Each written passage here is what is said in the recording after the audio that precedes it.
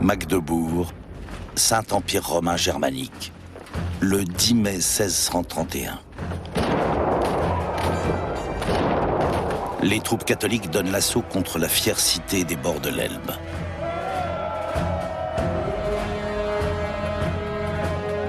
Leur cri de guerre, Jésus-Marie. Leur butin sera abondant, leurs victimes au nombre de 20 000. Des hommes, des femmes, des enfants brûlés vifs ou massacrés sans pitié.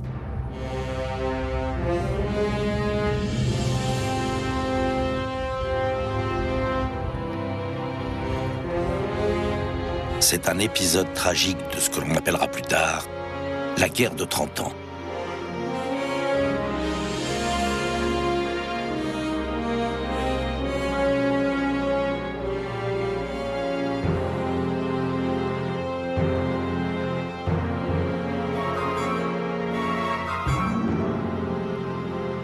À l'époque, la destruction de la puissante cité crée une onde de choc dans toute l'Europe.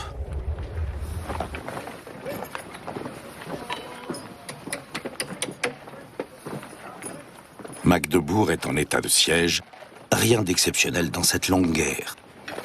Plus de 30 000 habitants se terrent derrière les épais remparts de la ville.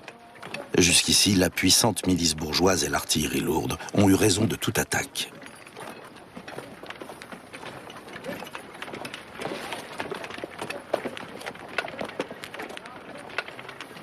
Il règne un calme inhabituel.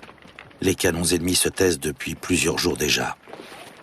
Daniel Fries, 12 ans, et son père, greffier de la ville, en profitent pour se promener.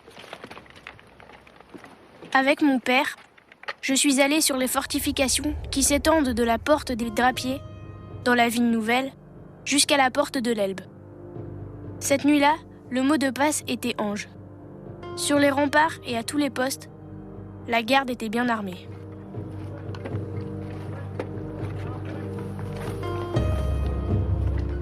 Le calme est trompeur.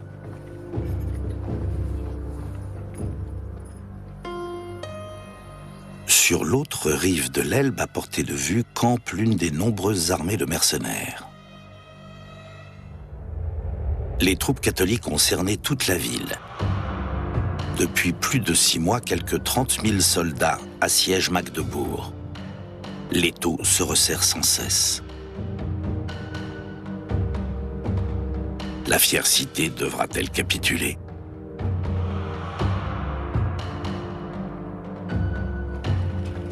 Les mercenaires sont de toutes les nationalités. Croates, hongrois, italiens, espagnols ou même encore français. Georg Ackermann a combattu dans plus d'une grande bataille, côté protestant d'abord, et côté catholique à présent. Depuis 10 ans, il sillonne l'Europe centrale au pas de guerre.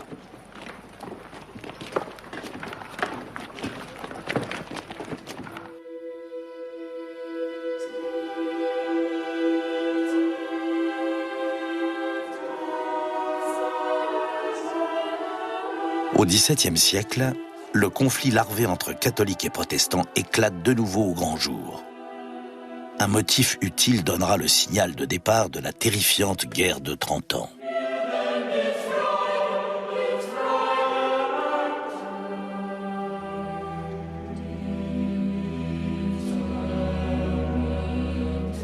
C'est un conflit géopolitique autant que religieux, comme bien souvent dans le Saint-Empire romain germanique.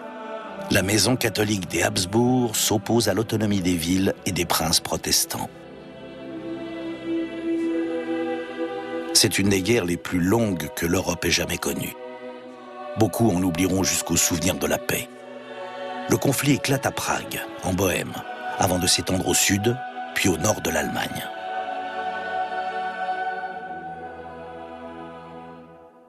Also der Krieg fängt an als La guerre débute avec un conflit régional. L'aristocratie bohémienne se soulève contre l'empereur habsbourgeois afin de le chasser et de lui substituer un roi. Elle élit le comte Frédéric du Palatinat, roi de Bohême. Mais les Habsbourg ne l'entendent pas de cette oreille. Les Habsbourg matent dans le sang la révolte des princes bohémiens. Et c'est ainsi que le conflit régional dégénère en guerre européenne. Côté catholique, l'empereur Ferdinand II de Habsbourg avec ses généraux, Tilly et Wallenstein. Côté protestant, le roi Christian du Danemark, le roi Gustave Adolphe de Suède et le cardinal Richelieu, Premier ministre français. La religion n'est qu'un prétexte. De l'Espagne à la Suède, de la France à la Bohême, les souverains envoient leurs troupes dans le Saint-Empire romain germanique et s'y battent pour assurer leur suprématie en Europe. Il y a de nombreux enjeux politiques qui interviennent et qui justifient sans cesse l'envoi de troupes dans l'Empire. Il faut trouver des fonds pour pouvoir lever de nouvelles armées, pour poursuivre la guerre, et ce pendant 30 ans.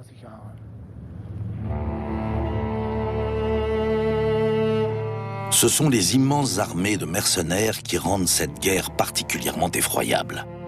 Ils ne combattent pas pour la foi, mais pour l'argent, la nourriture et le butin. La guerre nourrit la guerre. Les régions occupées doivent racheter leur liberté, faute de quoi elles sont mises à sac.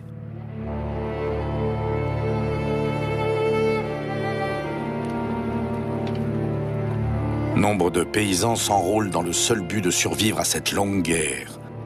De persécutés, ils deviennent persécuteurs. Mercenaires à leur tour, ils volent ce qu'ils devaient abandonner jusque-là aux soldats. La guerre est leur nouveau métier.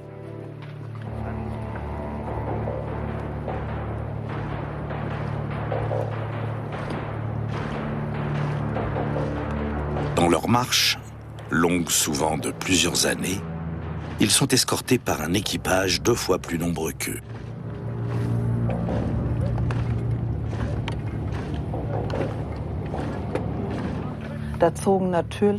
Les mercenaires étaient accompagnés de leurs femmes et de leurs familles. Les suivaient également des médecins, ou plus exactement des chirurgiens barbiers, des sapeurs employés aux travaux de retranchement et des artisans. En fait, on retrouvait derrière l'armée tout l'éventail de la société, un véritable microcosme. Il y avait aussi les chevaux de selle. Pour un cavalier, on comptait 2 valets, 2 palefreniers qui s'occupaient des chevaux. Et enfin, les animaux de boucherie.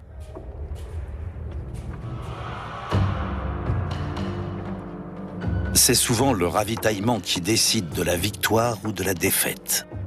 Une fois les ressources d'une région épuisées, l'armée doit reprendre la route. On estime à l'époque qu'un mercenaire a besoin d'1 kilo de pain, d'1 livre de viande et de 3 litres de bière par jour.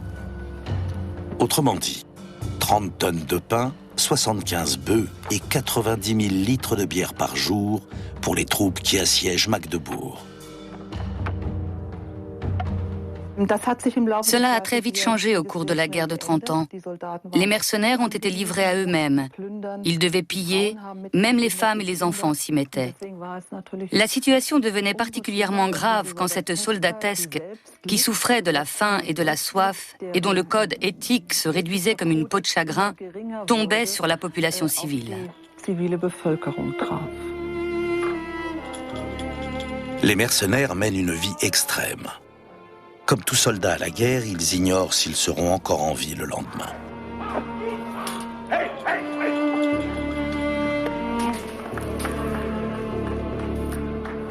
Les pillages les enrichissent pour un temps, et aux semaines de disette succèdent des journées d'abondance.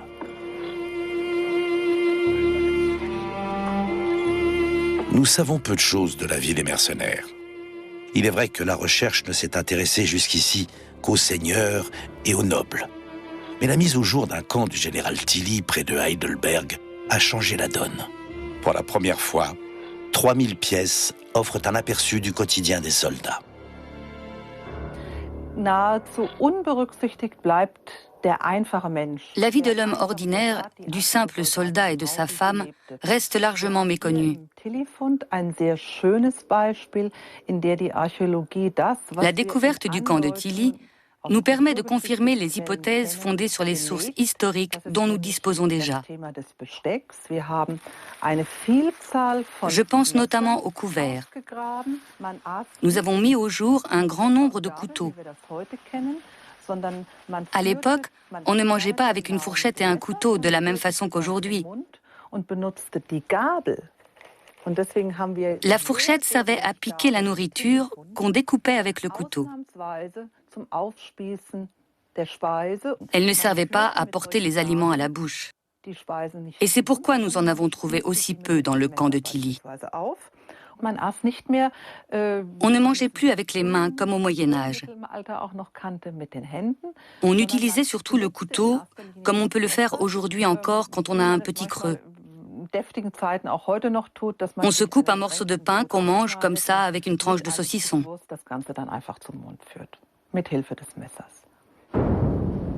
À Magdebourg, les mercenaires de Tilly espèrent mettre la main sur un riche butin. Cette maquette nous montre l'une des villes les plus importantes et les plus riches du Saint-Empire. Elle comptait environ 30 000 habitants au début de la guerre de 30 ans, chiffre qui a dû monter à 35 000 avec l'afflux des habitants des faubourgs. La ville était entourée de solides remparts. Elle était considérée comme imprenable.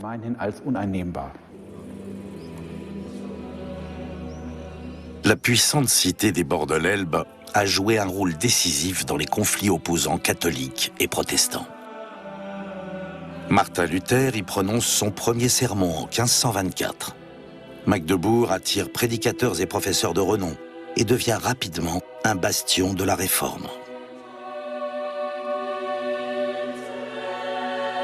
C'est ici que l'Église protestante écrit les premières pages de son histoire.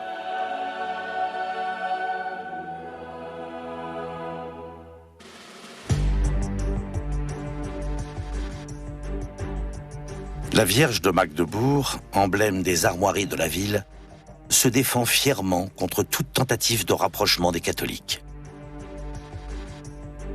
C'est une ville bourgeoise et hanséatique, libre, l'une des plus grandes et les plus riches d'Allemagne. L'Elbe favorise les échanges commerciaux avec toute l'Europe. Magdebourg a l'exclusivité du transport du blé jusqu'à Hambourg. Elle dispose pour cela d'un droit de dépôt. Toutes les marchandises doivent d'abord être déchargées et mises en vente à Magdebourg. Mais depuis que les troupes de Tilly assiègent la ville, plus aucun navire n'est en sécurité sur l'Elbe. Le roi de Suède a envoyé quelques soldats à Magdebourg afin de venir en aide à ses corélégionnaires.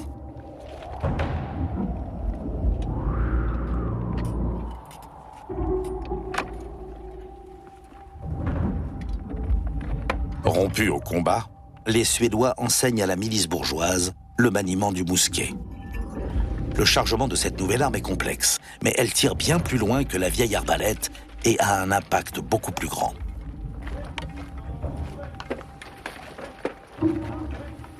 Jusqu'ici, les habitants de Magdebourg ont pu repousser toutes les attaques. Ils espèrent bien tenir jusqu'à l'arrivée des renforts.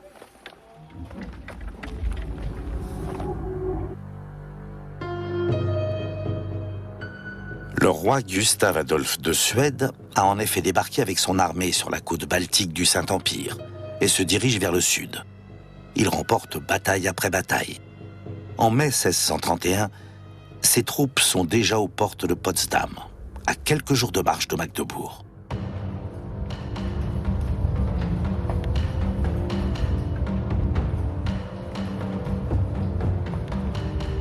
Gustave Adolphe envoie un messager pour annoncer son arrivée, mais ce dernier tombe aux mains de l'ennemi catholique.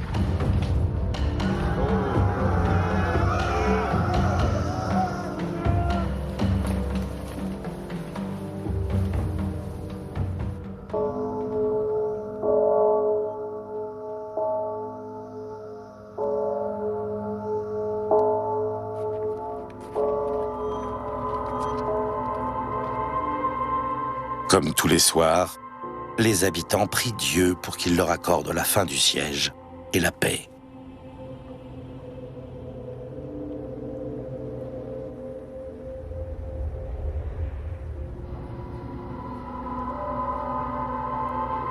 Tout est calme sur les remparts que parcourent Daniel Fries et son père. Personne ne se doute qu'une catastrophe se prépare.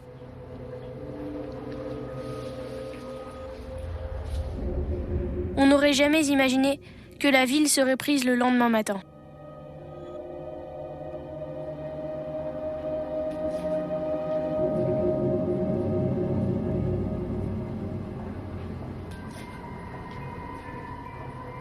De l'autre côté des remparts, l'inquiétude règne dans le camp catholique.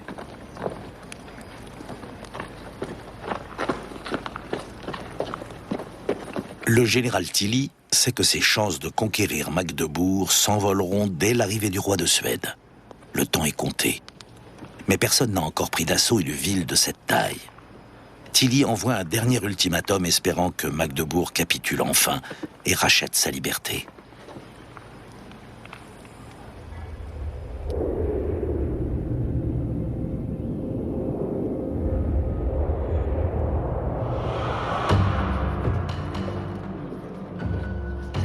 Débat houleux à l'hôtel de ville.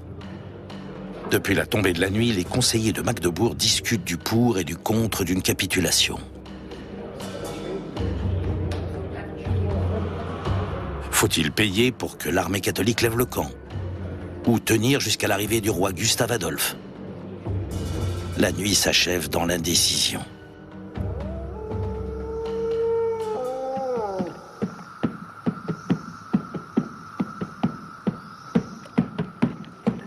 L'ultimatum est arrivé à échéance.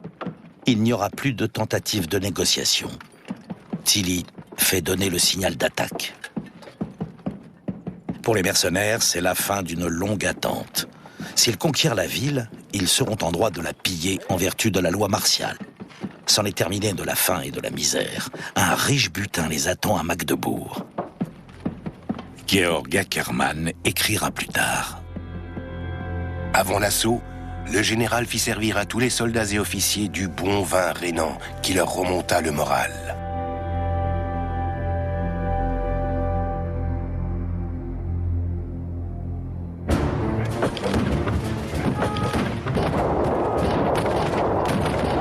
À 7 heures, on sonne l'assaut général, soit 6 coups de canon en direction de la ville nouvelle de Magdebourg.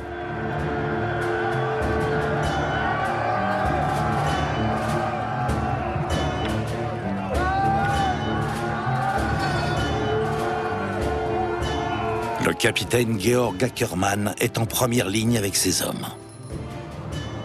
Les mousquets, canons et autres mortiers faisaient un tel grabuge que personne ne pouvait voir ni entendre quoi que ce soit.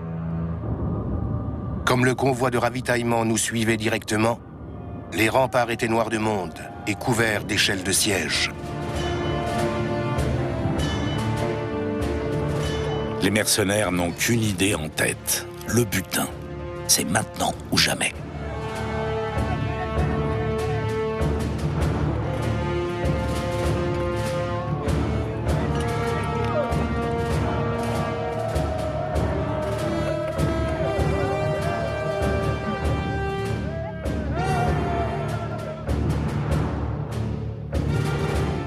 Les fortifications avancées étant tombées un mois plus tôt, il suffit aux mercenaires de Tilly de prendre d'assaut les murs de la ville.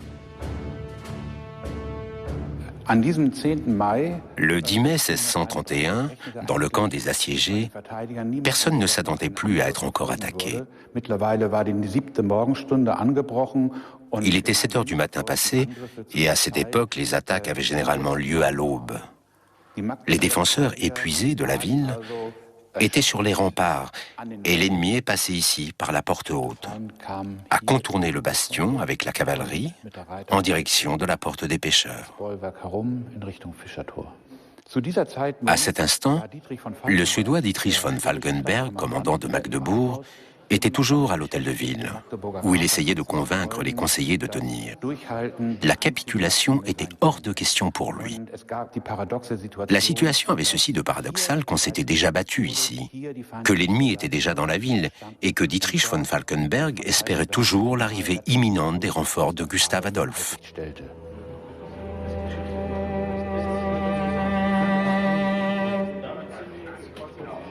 Une erreur de jugement. L'armée du roi de Suède n'arrivera pas à temps.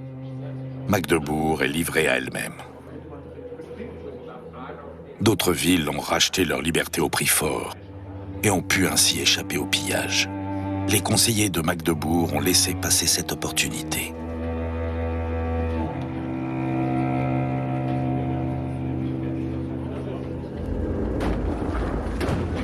Les mercenaires de Tilly profitent de l'effet de surprise. Ils savent qu'ils ne pourront plus conquérir cette puissante cité une fois la résistance organisée.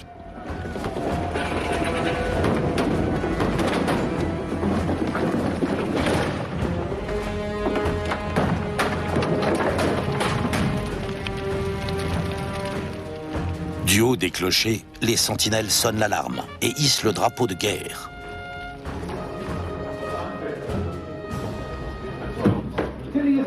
On informe les conseillers que l'ennemi est déjà dans la ville.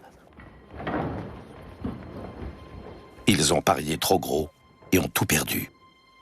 Les civils, les familles, femmes et enfants en feront les frais.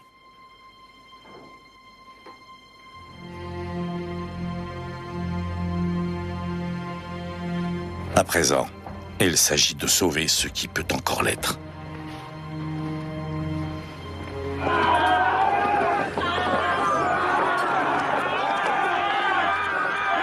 Les mercenaires n'ont pris qu'une partie de Magdebourg, mais déjà leurs cris de guerre retentissent dans toute la ville.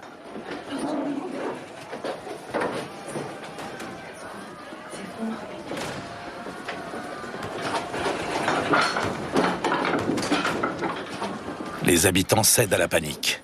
Après 13 années de conflit, ils savent bien ce qui les attend quand la soldatesque pénétrera dans leur foyer.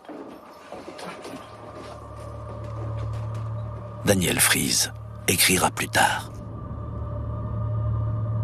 À entendre les tirs aussi puissants qu'inhabituels, on comprenait que la situation devenait très dangereuse.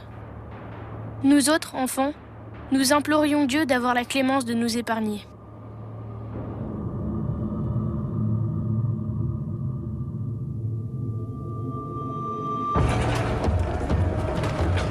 Mais tout n'est pas encore perdu. L'effet de surprise passé, la résistance se forme rapidement. Les habitants se jettent sur les mercenaires avec l'énergie du désespoir et repoussent sans cesse les attaquants.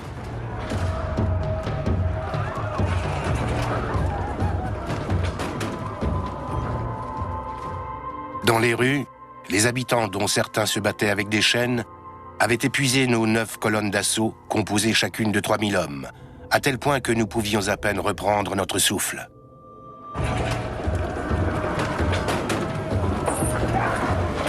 Chaînes, marmites, chausse-trappes, on se bat par tous les moyens dans les ruelles de Magdebourg.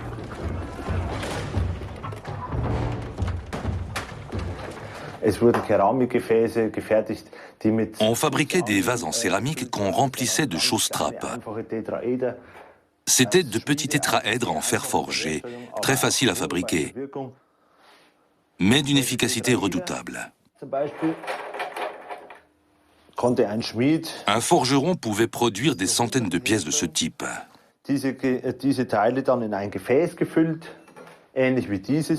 On introduisait les tétraèdres dans un vase comme celui-ci. On ajoutait un mélange de chaux vive,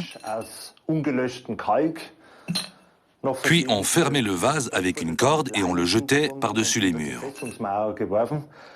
Lorsque le vase se brisait, l'air se chargeait de cette chaux vive qui a une action corrosive sur les muqueuses. Les tétraèdres étaient éparpillés partout, dans les prés, autour des fortifications, et agissaient comme des mines antipersonnelles sur les hommes et les animaux.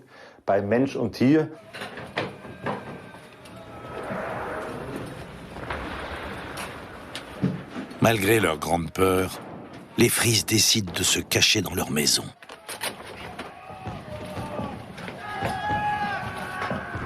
De la rue, ils entendent déjà les cris des Magdebourgeois en fuite.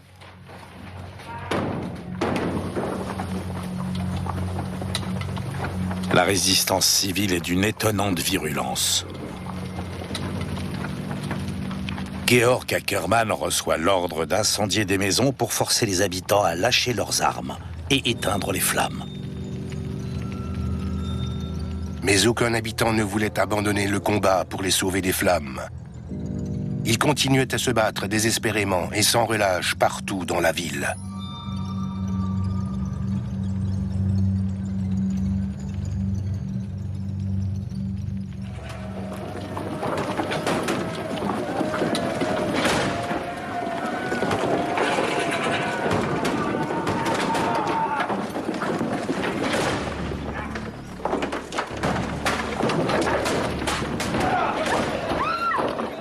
Cependant, 2 heures après le premier assaut, les habitants de Magdebourg sont contraints d'abandonner le combat face à des mercenaires mus par la vengeance et l'appât du butin. La résistance acharnée de la population civile n'a fait que décupler leur rage. Désormais, plus rien ne peut les arrêter. Des témoins racontent. Dans ce climat de rage, plusieurs milliers d'hommes, de femmes et d'enfants innocents furent ignoblement massacrés de différentes manières.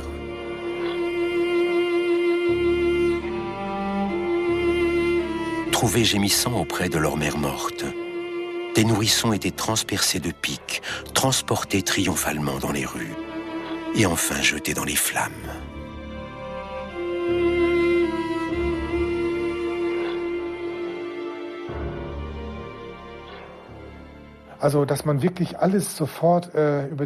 Il n'est ni habituel ni normal de massacrer tout le monde ainsi. On n'abat pas la vache que l'on veut traire. Bien sûr, on pille la ville, mais on laisse les habitants en vie, car on reviendra l'été suivant pour faire du commerce avec eux. Il est très difficile d'expliquer cette barbarie. C'était vraiment hors norme.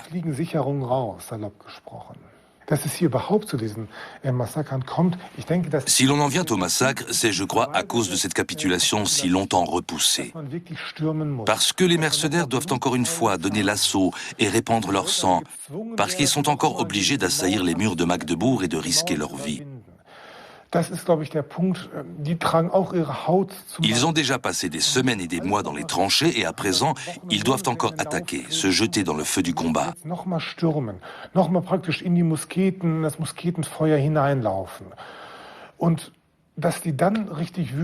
Je ne vois que cette raison pour expliquer qu'ils détruisent tout sur leur passage avec une telle rage et qu'ils perdent toute notion de solidarité.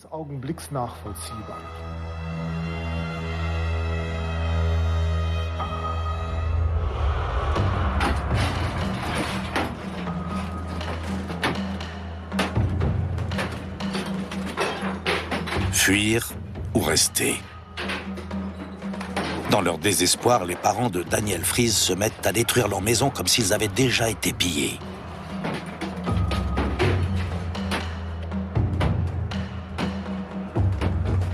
Une manœuvre de diversion pour sauver la famille. On aurait dit que les furies s'étaient déchaînées ici. Peu de temps après, les soldats impériaux crièrent dans les rues. On a gagné !» et frappèrent aux portes comme des démons. Quant à nous, pauvres airs, nous avons bien failli mourir de peur dans nos maisons.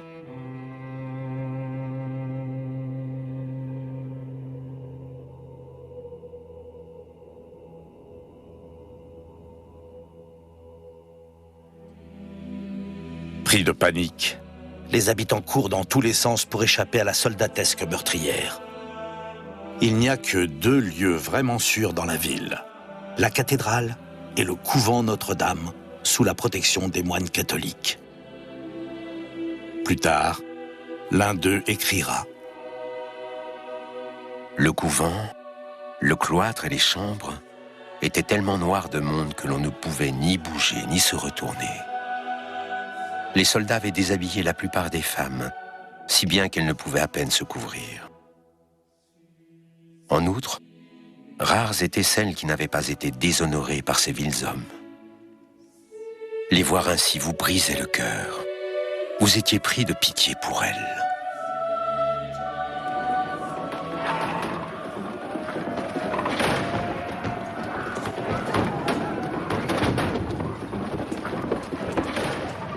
Les Fries espèrent encore échapper au massacre. s'en sortir vivant d'une manière ou d'une autre. Les soldats criaient et se déchaînaient comme des démons dans notre maison. À travers les tuiles, nous les voyions battre, torturer, rouer de coups nos pauvres voisins, et croyions notre dernière heure arrivée.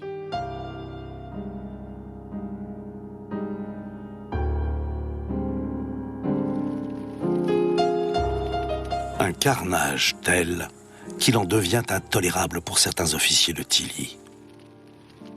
Mais celui-ci estime qu'un soldat doit obtenir quelque chose en contrepartie de sa peine et des risques encourus.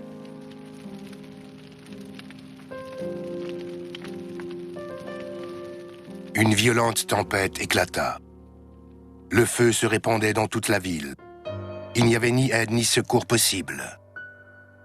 Mais le général Tilly eut pitié de la belle cathédrale et détacha 500 soldats pour éteindre l'incendie.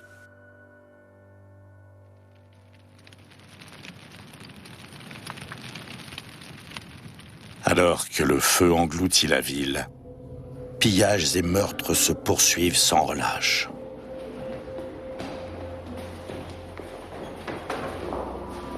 Mais il se produit aussi des miracles.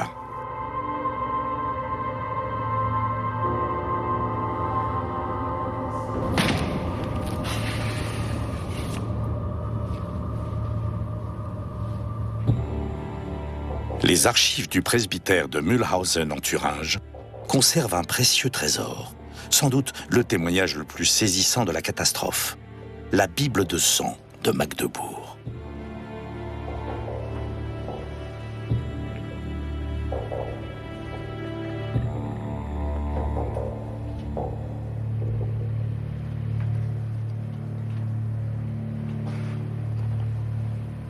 Dieses Buch war nicht nur im übertragenen Sinne. Ce livre n'est pas une arme en soi, mais le 10 mai 1631, il a permis au pasteur Andreas Kramer de se défendre contre la soldatesque de Tilly. Lorsque les mercenaires se sont approchés de lui, il a pris le livre sur l'autel et l'a brandi pour se protéger, comme le montrent les traces de coupure.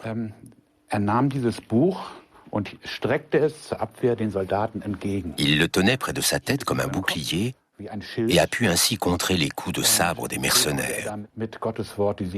Andreas Kramer a précieusement conservé ce livre qui lui a sauvé la vie.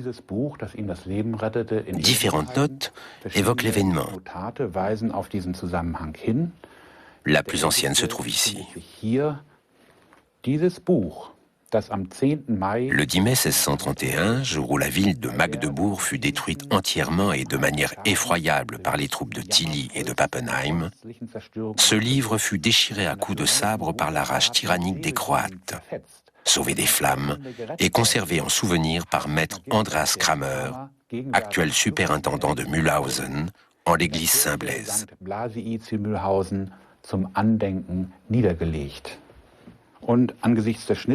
Vu les traces de coupure, je suppose qu'il l'a brandi grand ouvert contre les mercenaires.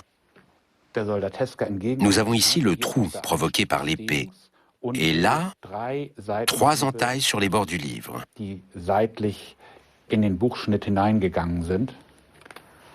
Le plus surprenant, c'est la page qui contient le texte du prêche, le jour du fléau. Et pour Magdebourg, le 10 mai 1631 fut vraiment un jour noir.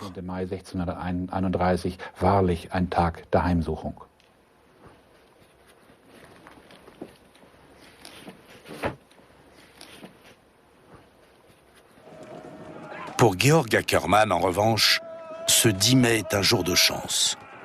Il poursuit la course au butin avec ses soldats. Mais les derniers survivants n'abandonnent pas facilement leur maison. Lorsque la porte s'ouvrit brusquement, un homme se tenait là, le fusil chargé.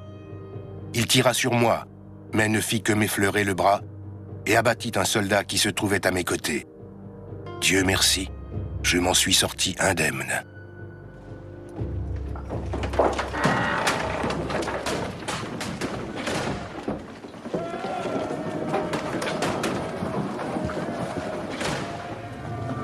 Les Frises sont faits prisonniers. Un bien pour un mal, car c'est le seul moyen de sortir de la ville en proie aux flammes.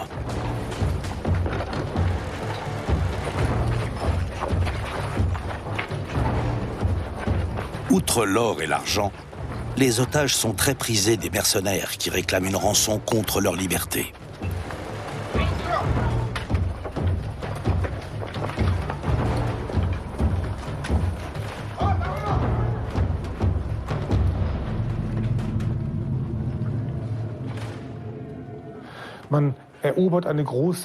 Quand on envahit une grande ville prospère, on peut la piller pendant 3 jours, à condition de l'avoir prise d'assaut.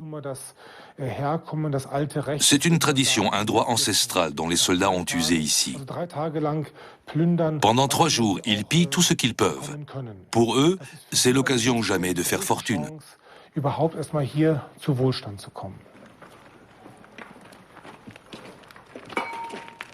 Les mercenaires rentrent au camp lourdement chargés. Ils ont enfin obtenu ce que leurs généraux n'ont pu leur donner des mois durant, de l'argent, des objets de valeur, de la nourriture, des femmes. Ils peuvent être satisfaits.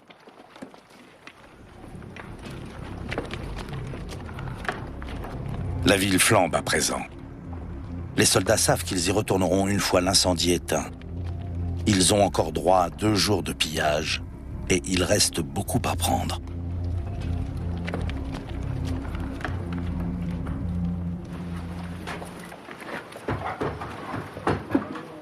De riches bourgeois de Magdebourg sont traînés jusqu'au camp.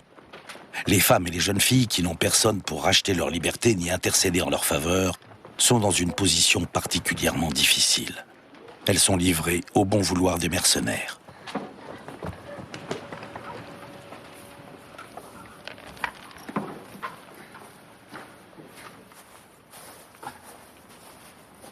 De même, le sort des Frises est incertain.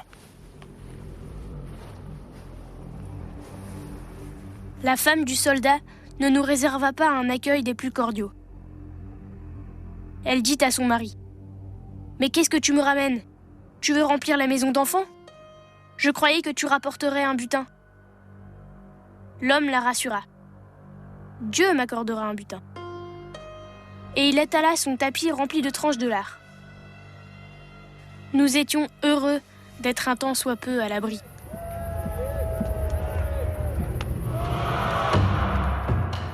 Dans la nuit, le brasier colore le ciel de Magdebourg de ses lueurs rouge sang.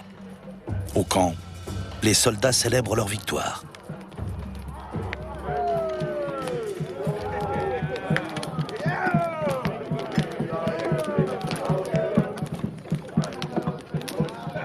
Georg Ackermann, lui aussi, est loin d'être rentré bredouille ce jour-là.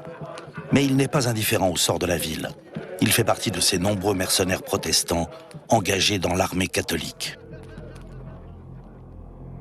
Je regardais Magdebourg en soupirant. Toute la ville était à feu et à sang, hormis la cathédrale, le couvent et le nouveau marché. Il ne m'aura fallu que 3 heures pour reconnaître la toute-puissance et le châtiment de Dieu.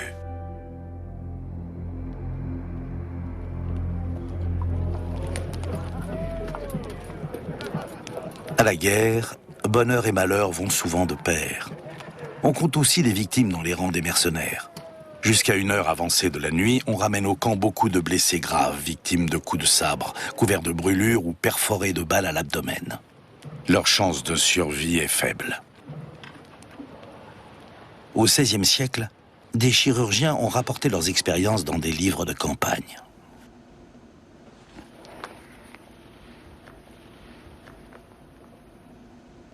Si cet ouvrage est aussi connu, c'est d'une part parce qu'il est le premier du genre.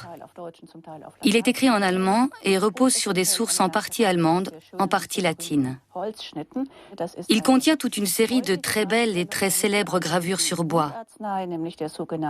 Voici une représentation courante au Moyen Âge. Elle est très martiale. Il s'agit d'un homme blessé par toutes sortes d'armes. Cela va des coups à la tête, aux contusions, en passant par les blessures par balles, les coups d'épée ou de lance.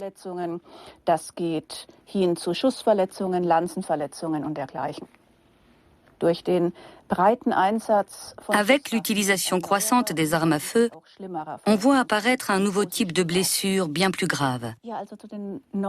On a besoin de nouveaux instruments.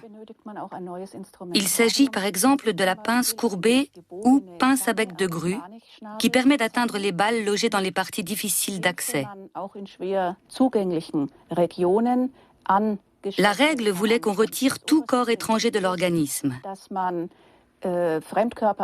Aujourd'hui, on se dirait qu'il vaut mieux peut-être laisser la balle à l'intérieur et soigner la plaie comme ça. C'est une chose qu'on ne faisait jamais à l'époque. On était même prêt à causer des lésions supplémentaires pour pouvoir extraire une balle. C'est un instrument relativement sophistiqué qui permet d'accéder, par exemple, aux balles logées sous les côtes pour pouvoir ensuite les retirer. Et il fonctionne toujours, comme vous pouvez le voir.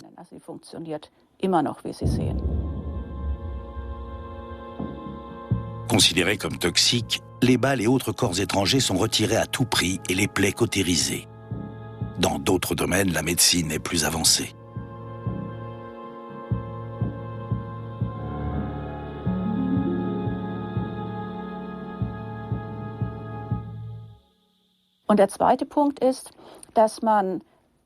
Pour stopper l'hémorragie, et c'est bien là le problème des amputations, parce que les gros vaisseaux saignent énormément, il faut veiller non seulement à cautériser les vaisseaux, comme on dirait aujourd'hui, mais aussi à les ligaturer.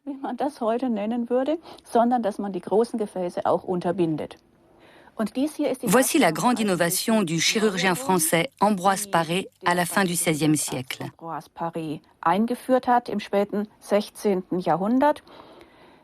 La main a déjà été amputée, comme on le voit. Et de ce moignon, on retire le gros vaisseau, ou un des gros vaisseaux à l'aide d'une pince, tandis qu'un assistant enroule un fil autour du vaisseau et fait un nœud solide.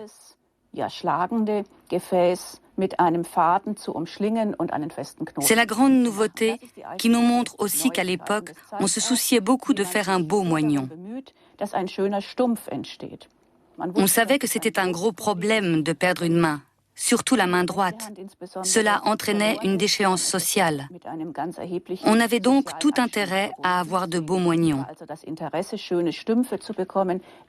C'était la grande préoccupation des chirurgiens au début des temps modernes.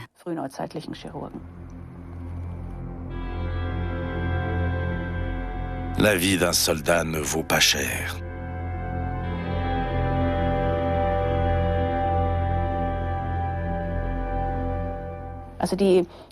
Dans leur rapport, les chirurgiens ne sont pas très prolixes sur leur succès. Ils sont nombreux à rapporter des expériences, mais sont très réservés quant aux résultats. Ils ne disent pas « j'ai guéri des centaines de patients de cette manière », mais « j'ai réalisé l'expérience 100 fois ». Ça en dit long, je crois.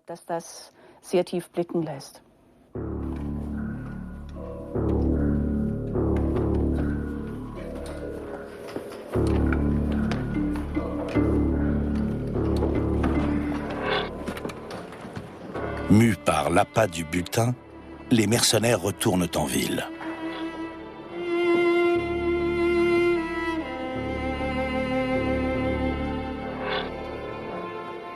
Magdebourg compte encore des survivants.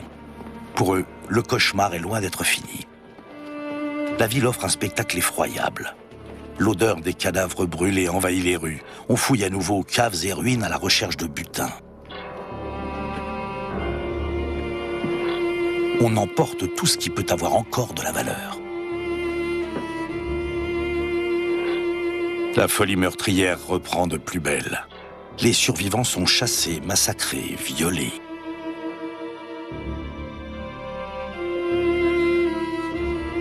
Pendant près d'un siècle, la fière fiancée de Magdebourg s'était refusée à l'empereur. C'est un mariage forcé que l'on célèbre à présent. La métaphore de la Vierge prend une dimension particulière à Magdebourg, puisque Tilly, commandant en chef de l'armée assiégeante, est âgé de plus de 70 ans. Autrement dit, c'est un très vieil homme pour l'époque. Et voilà que la belle et virginale Magdebourg se refuse au vieillard. C'est une aubaine pour la propagande de l'époque qui en fait ses choux gras. Mais cette union est vouée à l'échec et Magdebourg en fera les frais. C'est un mariage célébré dans le sang qui se terminera par l'anéantissement de la fiancée. On noie ses scrupules dans l'eau de vie. Après Magdebourg, il n'y aura plus de limite dans cette guerre. Le nom de la ville devient synonyme de violence effrénée.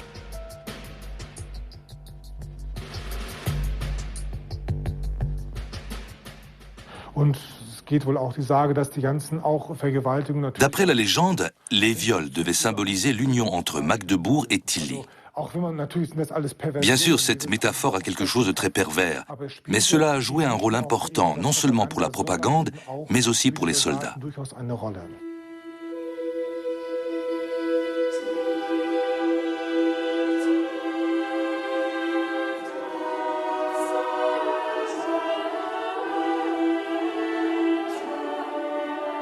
Deux jours après la conquête de Magdebourg, le général impérial Tilly vient lui-même sur place et fait ouvrir la cathédrale.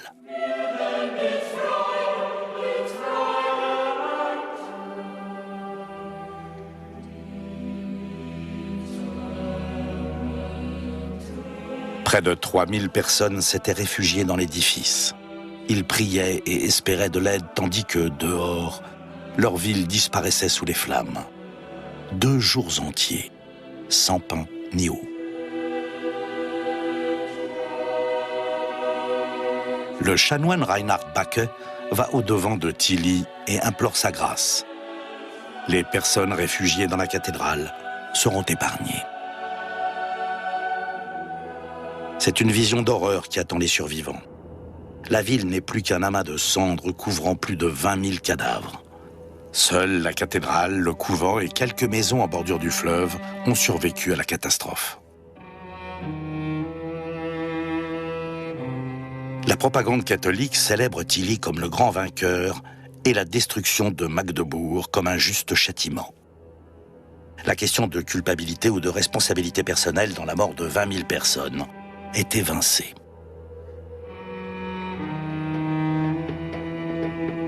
Le 3e jour après l'attaque, Tilly ordonne la fin du pillage. Tous les soldats doivent quitter la ville.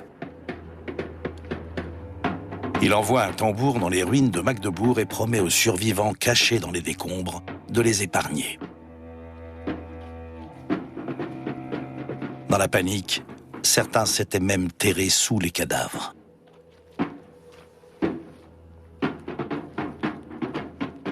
Pour le camp catholique, la victoire a un parfum de terre brûlée et de cendres. Tilly voulait prendre une forteresse intacte, une ville riche et florissante, pas une ruine.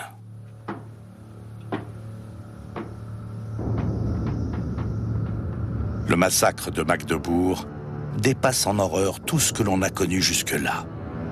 C'est un choc pour l'Europe entière.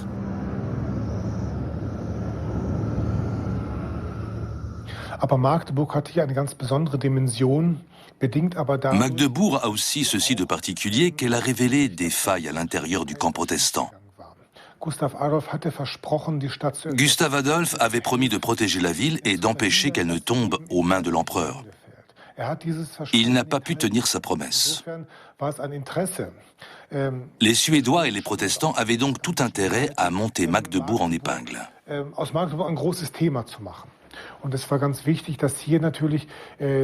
Il était très important d'éveiller les consciences dans le camp protestant. Et cela a porté ses fruits. Les autres cités et princes protestants de l'Empire ont compris que la guerre s'était durcie et qu'il fallait s'unir dans le combat.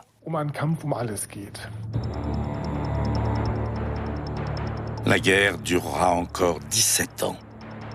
Après la chute de Magdebourg, la folie destructrice n'aura plus de limite. Bien d'autres régions seront complètement dévastées avant que la paix soit enfin conclue.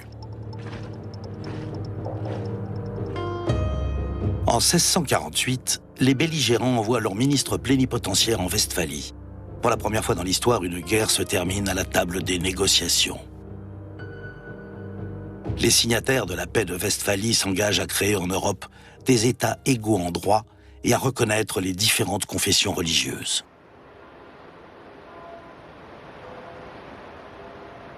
Et Magdebourg, seuls 449 habitants sont restés dans la ville au bord de l'Elbe.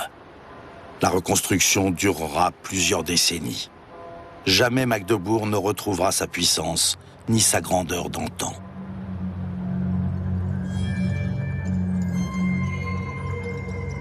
Deux siècles après le désastre, l'effroi est toujours présent dans les esprits.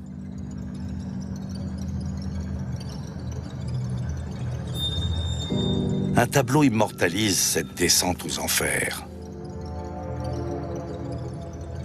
Viols, pillages, prises d'otages et infanticides sont à jamais gravés dans la mémoire de l'Europe.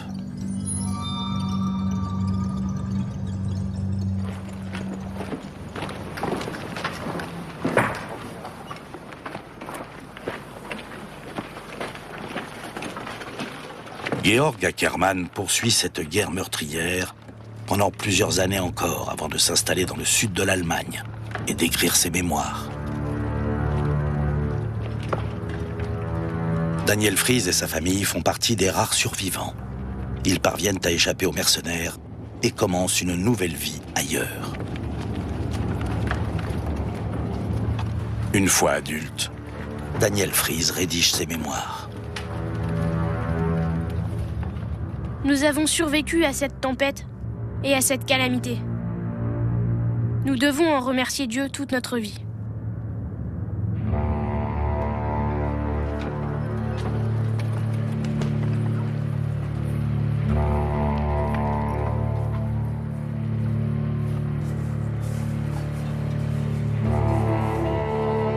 La semaine prochaine, arrêtons-nous à Leipzig, en 1813. Napoléon affronte Autriche, Prusse, Russie et Suède. 4 jours d'enfer pour ces soldats de toute l'Europe.